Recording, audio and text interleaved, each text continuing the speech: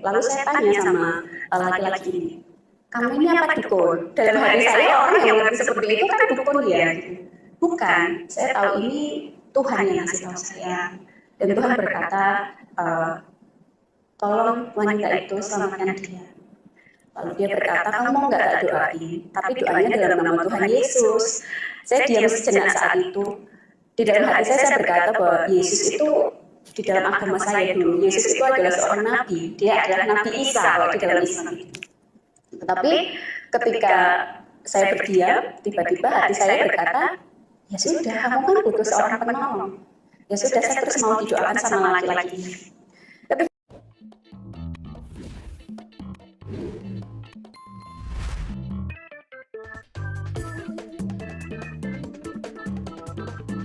Halo Bapak Ibu dan teman-teman semuanya, perkenalkan nama saya Yelima Dia. Yelima itu nama Tuhan yang Tuhan berikan kepada saya, dan nama yang orang tua saya berikan itu Dia. Saya mau bersaksi bagaimana saya dulu adalah seorang muslim, wanita muslim yang sekarang menjadi hamba Tuhan, di mana saat itu Tuhan itu begitu baik dalam hidup saya.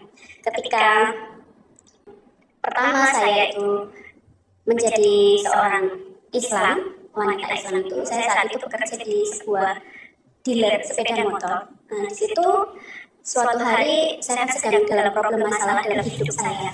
Nah, dengan mantan masa lalu saya, saat itu dia juga seorang Nasrani, tetapi Tuhan bukakan dengan keadaan dia yang ternyata tidak baik.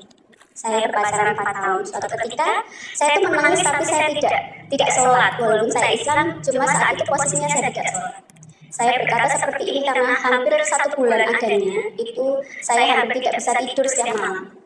Saya menangis terus setiap hari, dan saya berkata, Tuhan, Gusti, saya capek. Kalau memang ada orang yang bisa menolong hidup saya, ya sudah, itu juga saya. Itu ya saya ucapin kepada Tuhan. Tuhan saya waktu itu ya, tapi karena saya belum kenal Tuhan Yesus, tapi saya doanya juga dengan Tuhan seperti itu saja, tidak menyebut Allah Asyid atau bagaimana itu enggak. Lalu pada kemudian hari ada seorang laki-laki yang datang ambil STNK ke tempat pekerjaan saya, yang sekarang jadi suami saya ini. Tiba-tiba ngobrol-ngobrol, saya nggak tahu kalau dia akan menolong hidup saya. Suatu ketika dia ngajak saya ketemuan. Nah, di situ tiba-tiba laki-laki ini berkata kepada saya, kamu sedang dalam masalah ya? Kamu sedang ada masalah dengan seorang laki-laki seperti ini, seperti ini, seperti ini, seperti ini. Di dalam hati saya kaget. Lalu saya tanya sama laki-laki ini, kamu ini apa dukun? Dalam hati saya orang yang ngerti seperti itu kan dukun ya? Bukan, saya tahu ini Tuhan yang ngasih tahu saya. Dan Tuhan berkata, tolong wanita itu selamatkan dia. Lalu dia berkata, kamu mau nggak tak doain? Tapi doanya dalam nama Tuhan Yesus. Saya diam sejenak saat itu. Di dalam hati saya berkata bahwa Yesus itu di dalam agama saya dulu, Yesus itu adalah seorang nabi. Dia adalah Nabi Isa kalau di dalam Islam. Tetapi ketika saya berdiam, tiba-tiba hati saya berkata, ya sudah, kamu kan butuh seorang penolong. Ya sudah, saya terus mau didoakan sama laki-laki ini. Ketika saya didoakan, tiba-tiba yang mendoakan saya ini nggak lama kemudian dia itu panas tinggi. Laki-laki ini yang sekarang jadi suami saya itu panas tinggi sampai 40 derajat. Saya kebingungan saat itu, langsung bawa ke rumah sakit. Ketika sampai di rumah sakit dan didiagnosis dokter itu nggak ada apa-apa. Loh, bapak ini normal dari suhunya segini, tapi habis makan apa kok bisa seperti ini? Dan dokter itu nggak tahu penyakitnya apa, sudah nggak ada apa-apa, disuruh pulang. Ternyata dia berpesan kepada saya, nanti pukul jam 7 nah, panasnya itu selesai, kata laki-laki ini. Lah kok bisa selesai ya? Tadi kenapa panas? Kalau aku nanti terjadi apa-apa, semuanya aku lakukan untukmu, katanya. Itu, tapi di sini saya melihat bahwa apakah benar orang ini memang Tuhan kirim untuk menolong saya. Suatu ketika, terus akhirnya orang ini melamar saya, jadi sekarang menjadi suami saya. Di situ terus saya dibawa diinjili, siapa itu Tuhan, siapa itu Bapa, Yesus dan Roh Kudus. Bagi saya saat itu 3 pribadi menjadi satu itu hal yang konyol. Kayaknya nggak mungkin deh. Terus karena saya itu terus ngeyel barangnya, suami saya itu dia berkata seperti ini, udah kalau kamu belum mau percaya, ayo ajak ke gereja. Saya dibawa ke suatu gereja di Solo saat itu, ditaruh di paling depan sendiri. Nah, saya ingat benar momen-momen pertama itu bahwasanya saya pertama masuk ke gereja, ditaruh di depan sendiri. Dan anehnya itu ketika saya berdiri, semua jemaat itu memuji-muji Tuhan di situ. Saya merasa lagu-lagu rohani yang dibawakan ini saya pernah menyanyikan lagu ini tapi di mana? Itu yang saya heran dan kok hafal lagu ini ya dari mana? Saya juga nggak tahu kenapa itu terjadi. Akhirnya setelah Pak Pendeta ini naik dan dia berbahasa roh, di situ saya sudah seperti mau tumbang mau jatuh sampai gemeter semua. Dan saya tutup mata saat itu posisinya. Ketika saya tutup mata, saya melihat cahaya dari atas saya yang begitu terang. Saya ingat sampai saat ini, cahayanya itu begitu terang dan tangannya itu begitu besar. Ada lubang di tangannya sendiri yang mengarah kepada kepala saya. Sampai saat ini saya kalau teringat hal itu first time saya ketemu dengan Tuhan. Dan Tuhan menyatakan bahwa inilah aku yang mati di kayu salib untuk kamu. Dan saya merasa, oh iya, ternyata Tuhan ini yang selama ini menemani hidup saya. Disitulah pertama saya bertemu dengan Tuhan. Lalu ketika saya bertemu dengan Tuhan tidak selesai di situ saja, terus saya itu langsung menjadi pribadi yang ada saat ini. Dulu karakter saya itu, saya dulu pernah ke perdukunan. Orang tua saya itu semuanya muslim. Dari orang tua saya juga percaya dengan perdukunan. Dari nenek-nenek saya itu haji, bahkan kakek saya itu seorang ustaz. Pasti mereka terpukul ya. Tapi bagi saya, first time saya ketemu Tuhan ini, itu suatu hal yang sudah tidak bisa melepaskan saya untuk tidak percaya bahwa Tuhan Yesus itu adalah Tuhan yang benar-benar Tuhan yang sama ini saya nantikan. Lalu ketika pulang, akhirnya saya dibaptis. Selesai baptis itu saya ingat setiap hari itu saya itu mimpi buruk setiap hari. Jadi ada suatu pertentangan ketika saya sudah dibaptis itu kan Tuhan membawa saya ke jalan yang terang. Jadi ada pertentangan dari gelapnya di masa lalu saya dengan terang yang ada saat ini. Itu apa? Saya setiap hari itu mimpi buruk. Bahkan di atas plafon setiap kali tidur itu seperti di lempar batu itu setiap hari seperti itu. Terus di tembok itu juga seperti ada seseorang yang bermain kuda pakai pecot kalau bahasa sini ya, cetar itu setiap hari. Bahkan saya mimpi buruk tentang suami saya itu juga setiap hari seperti itu. Saya sampai nangis setiap hari dan saya berkata, Tuhan, saya ini salah apa? Ampuni dosa saya. Suatu ketika suami saya ini dapat perkataan Tuhan, bawa istrimu ke suatu gereja yang ada di Klaten, bawa istrimu ke sana. Bertemu dengan pendeta yang namanya Ibu ini. Saya dibawa ke sana. Saya ingat saat itu ketika ke sana, tiba-tiba semuanya itu saya dikonseling dari semua akar kepahitan yang ada di masa lalu saya. Terus di situ saya pernah melakukan apa saja di masa lalu saya, itu semua didoakan sama Ibu pendeta itu. Ketika saya didoakan, di situ saya mengalami muntah-muntah. Apakah cukup sekian? Saya tidak mimpi lagi. Belum. Sampai rumah pun tiap malam pun masih saja seperti ini. Sampai saya itu terbingung kenapa Tuhan ini terjadi dalam hidup saya. Yang ada tuh, kalau saya nggak kuat mungkin saat ini saya bisa jadi nggak tahu seperti apa keadaan saya, bisa saja saya menjadi orang yang depresi atau bagaimana, karena tiap hari itu mimpi buruk tentang suami saya, atau kalau nggak mimpi dikejar setan itu setiap hari. Jadi setelah itu tiba-tiba habis dari Ibu pendeta ini, besoknya itu ada tim dari ibunya ini mendoakan saya datang ke sini. Ketika didoakan saya muntah-muntah lagi. Tidak habis di situ, besoknya lagi saya datang ke rumahnya, yang saya panggil sekarang Oma karena sudah seperti mama saya sendiri. Saya datang ke sana, tiba-tiba ketika didoakan itu, saya itu manifestasi, katanya ya, bagi yang mendoakan itu, saya itu manifestasi seperti macan, seperti itu, seperti macan yang tangannya seperti ini menggenggam seperti ini. Memang ketika melakukan pelepasan seperti itu, badan saya itu rasanya itu sakit, seperti ditarik-tarik dalam satu kebaikan, satu roh yang tersebut. Jadi antara diri saya dan roh tersebut itu seperti bertarik-tarik. Jadi badan saya itu rasanya ketika didoakan itu selesai itu semuanya itu pegel, semuanya itu sakit gitu. Itu ada, saya ingat 3 bulan ada itu. Suatu ketika itu terakhir saya benar-benar dilepaskan itu, saya berdoa seperti ini sama Tuhan di tengah saya bergumul dengan setan ini. Ketika didoakan, saya berkata sama Tuhan, saya berdoa sama Tuhan seperti ini, Tuhan, kalau engkau lepaskan saya dari kuasa roh jahat ini Tuhan, saya mau menghajar iblis, itu yang saya katakan kepada Tuhan. Setelah saya berdoa seperti itu, saya ingat saya itu terpanting dari saya yang seperti ini, seperti macan seperti itu, langsung terpanting balik, seperti salto, jeblak gitu, jatuh. Dan di situ saya sadar, saya bangun, ketika saya bangun, saya duduk di tempat duduk ini, dan Oma itu di sebelah saya. Habis itu kami mulai lagi penyembahan. Setelah mulai penyembahan, ada seorang ibu juga di depan saya ini. Saya ingat itu ada 2-3 orang ibu juga yang minta didoakan di depan saya.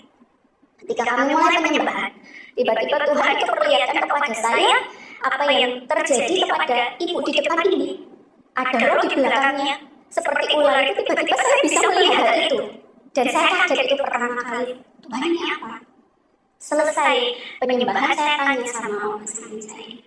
Oma, apakah ibu ini diganggu dengan roh yang seperti ini? Karena Oma ini juga punya karunia hal yang sama. Beliau diberi penglihatan sama Tuhan juga, bisa pengusiran roh, juga menyembuhkan orang sakit seperti itu.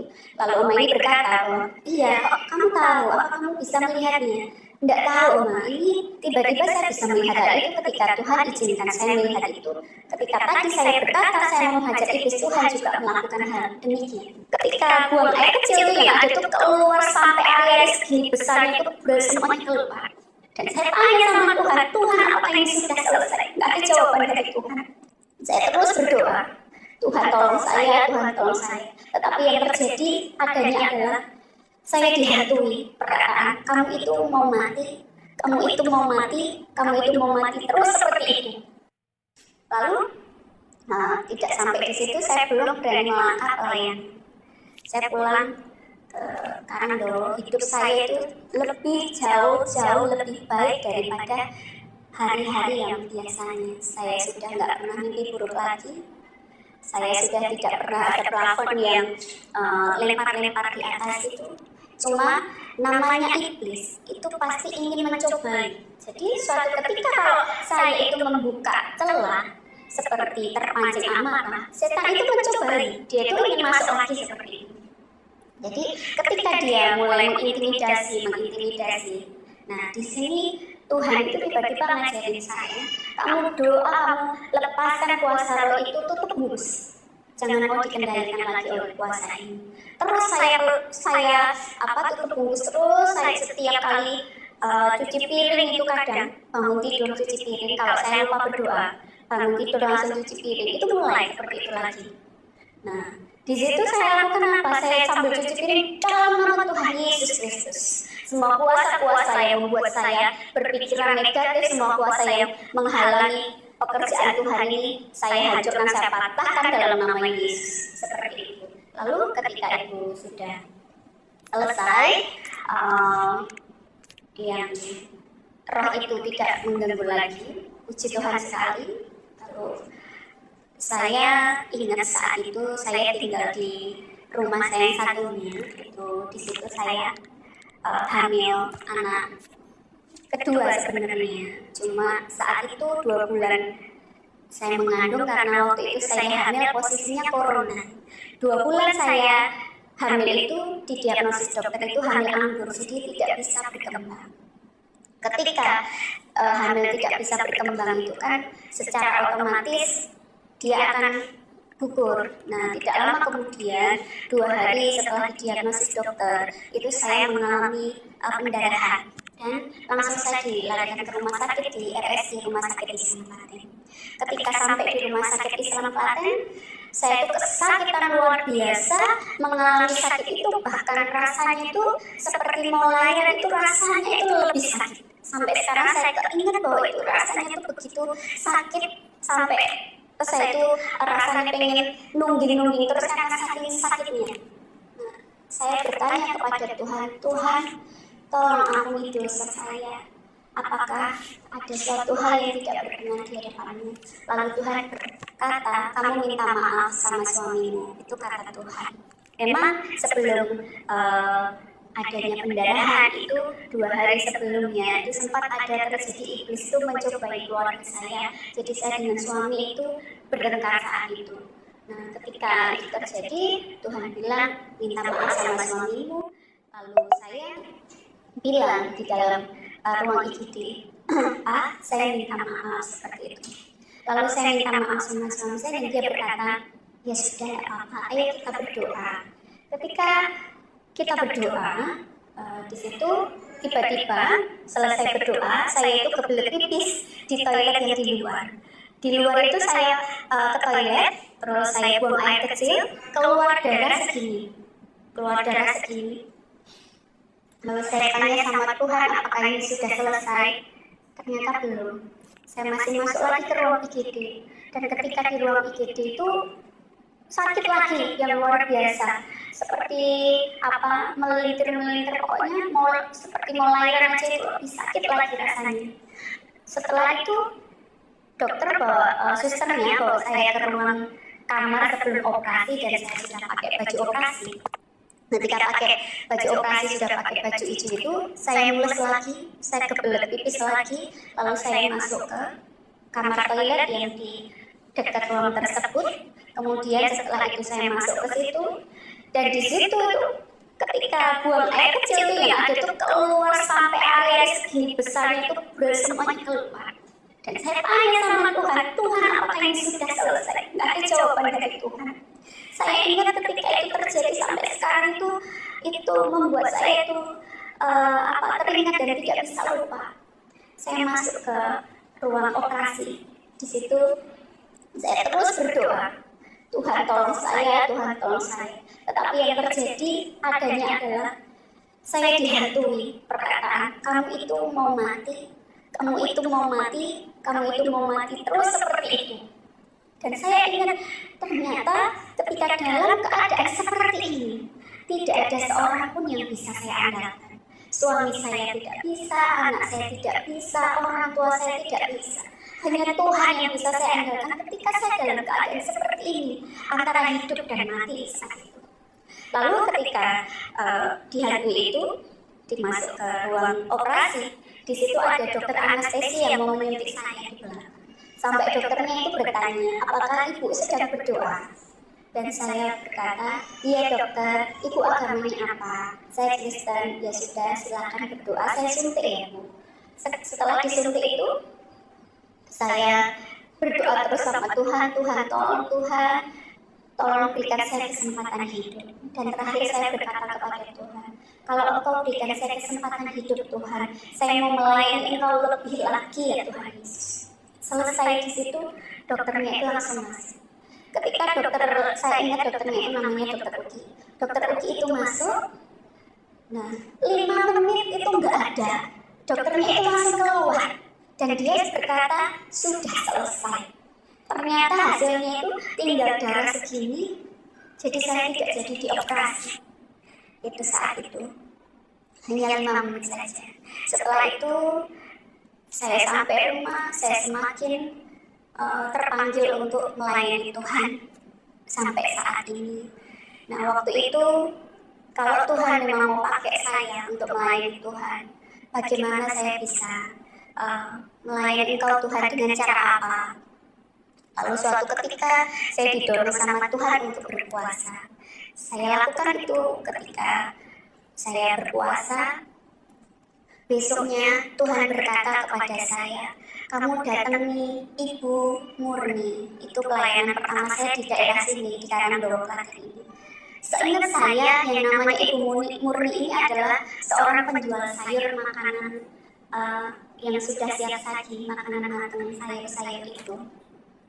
Saya datang ke sana, ternyata sudah tidak di situ karena rumahnya di situ sudah dijual. Saya tanya sama ibu yang jualan di sampingnya, rumahnya Ibu Murni ini di mana? Saya dikasih tahu tempatnya, lalu siang harinya itu saya berkata sama suami saya bahwa Tuhan menyuruh kita untuk mendoakan Ibu Murni ini, ayo kita datang ke sana. Lalu saya diantar dengan suami saya datang ke sana. Saya kaget saat itu ketika masuk ke dalam posisi ibu ini sudah dalam kondisi kepala yang sudah botak, badannya sudah kurus, sangat jauh berbeda dengan apa yang dulu pernah saya temui Ibu Murni ini dalam keadaan yang cantik, tinggi, dan kami sering ngobrol ketika saya beli sayur. ibu ini dalam keadaan seperti itu, saya kaget, Tuhan, kenapa Tuhan dorong saya untuk ke tempat Ibu Murni yang dalam kondisi seperti ini. Waktu itu langsung, berarti Tuhan mau saya mendoakan ibu ini. Doakan ibu ini, kata Tuhan. Lalu kami mendoakan Ibu Murni ini ketika dia itu sudah dalam kondisi beberapa kali terapi, berapa kali kemo, mungkin seingat saya 2-3 kali kemo, dan dia tidak bisa bangun dari tempat tidur. Tuhan itu luar biasa baik. Ketika ibu ini selesai didoakan, dia berkata, Mbak, saya mau bangun, jangan lawan saya mau berdiri, saya sudah kuat. Ibu ini bangun dari tempat tidurnya, dan dia bersaksi, saya itu kalau bangun itu harus ditopang, tapi sekarang saya bisa bangun, dan dia berkata, terima kasih Tuhan Yesus. Itu pertama kali saya melayani Tuhan. Jadi kalau dibilang siapa sih Tuhan Yesus itu dalam hidup saya, Tuhan Yesus itu seorang pemulung yang sangat baik bagi hidup saya. Dia sudah mengambil saya dari ibaratnya itu sampah masyarakat atau tempat sampah yang bukan orang yang baik.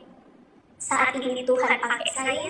Kalau terkadang saya itu bertanya kepada Tuhan, kenapa Tuhan memakai saya yang bukan siapa-siapa ini, yang orang berdosa ini untuk melayani Tuhan. Jadi karena apa? Bagi semua teman-teman saudara Bapak Ibu semuanya, semua yang sudah diselamatkan oleh Tuhan dari backgroundnya yang dulu mungkin dari agama sebelah, dari agama manapun, sekarang terima Tuhan. Mari bersama-sama kita saksikan kebaikan Tuhan yang terjadi dalam hidup kita, supaya bisa menjadi saksi bagi banyak orang, supaya nama Tuhan semakin dipermuliakan. Kita melayani Tuhan bukan karena Tuhan itu bukan karena kita mencari popularitas, tapi karena Tuhan yang melakukannya sendiri. Layanilah Tuhan, beritakanlah tentang Tuhan, saksikan kebaikan Tuhan. Kalau Bapak Ibu yang dulu backgroundnya dari agama sebelah, ayo berani untuk memberitakan Injil. Kita bersaksi tentang kebaikan Tuhan, itu suatu penginjilan bagi seorang yang kenal akan Tuhan. Mari semangat Bapak Ibu, di akhir zaman yang sudah Tuhan berikan kesempatan hidup saat ini, kita lakukan untuk hormat dan kemuliaan Tuhan. Terima kasih kesaksian saya, kiranya ini bisa memberkati bagi banyak Bapak Ibu semua di seluruh negara. Haleluya. Amin. Ya, puji Tuhan, luar biasa. Kesaksian dari seorang Muhtadin yang begitu luar biasa. Ketika dia sudah percaya kepada Kristus sebagai Tuhan dan Juru Selamat dalam hidupnya, banyak perubahan hidup, bahkan hidupnya diberkati oleh Tuhan. Banyak tantangan, masalah yang dihadapi, yaitu mengenai kesehatannya. Tetapi luar biasa, Tuhan menolong dia. Tuhan memberkati, menyertai kehidupannya. Dan saat ini, dia menjadi seorang pelayan Tuhan yang luar biasa. Dia menjadi hamba Tuhan. Bahkan, dia menjadi seorang penginjil yang luar biasa. Ya teman-teman yang terkasih, ada satu firman Tuhan yang saya mau bagikan kepada kita semua. Dalam Ibrani pasal 13, ayatnya ke-6 sampai ayatnya ke-8. Sebab itu dengan yakin kita dapat berkata, Tuhan adalah penolongku, aku tidak akan takut. Apakah yang dapat dilakukan manusia terhadap aku? Ingatlah akan pemimpin-pemimpin kamu yang telah menyampaikan firman Allah kepadamu. Perhatikanlah akhir hidup mereka dan contohlah iman mereka. Yesus Kristus tetap sama, baik kemarin maupun hari ini dan sampai selama-lamanya. Ya teman-teman, kiranya melalui kesaksian ini dan juga firman Tuhan boleh memberkati kita semua, dan iman kita juga semakin bertumbuh di dalam pengenalan akan Kristus. Dan tentunya kita sebagai orang percaya, kita harus menjadi saksi Kristus dimanapun kita berada. Dan kita terus mengabarkan kabar baik kepada orang-orang yang belum percaya, sehingga mereka boleh mengenal Kristus di dalam kehidupan mereka. Kiranya Tuhan terus memberkati kita, menyertai kehidupan kita. Dan terus dukung perkembangan channel ini dengan cara like, komen, subscribe, dan juga di-share sebanyak-banyaknya kepada teman-teman yang lain, bahkan di media sosial teman-teman semua, sehingga banyak orang diberkati dan banyak jiwa dimenangkan di dalam Kristus. Saya ucapkan terima kasih karena teman-teman sudah dukung perkembangan channel ini. Kiranya Tuhan Yesus memberkati kita semua, dan apapun yang menjadi pergumulan kita, seperti yang disaksikan oleh seorang murtadin tadi, banyak pergumulan dalam hidupnya, tetapi dia percaya bahwa Tuhan Yesus selalu menolong kehidupannya. Dan itu juga yang kita lakukan di dalam kehidupan kita. Kita percaya bahwa Tuhan tidak pernah meninggalkan kita dari saat ini sampai selama-lamanya. Tuhan Yesus memberkati kita semua. Shalom.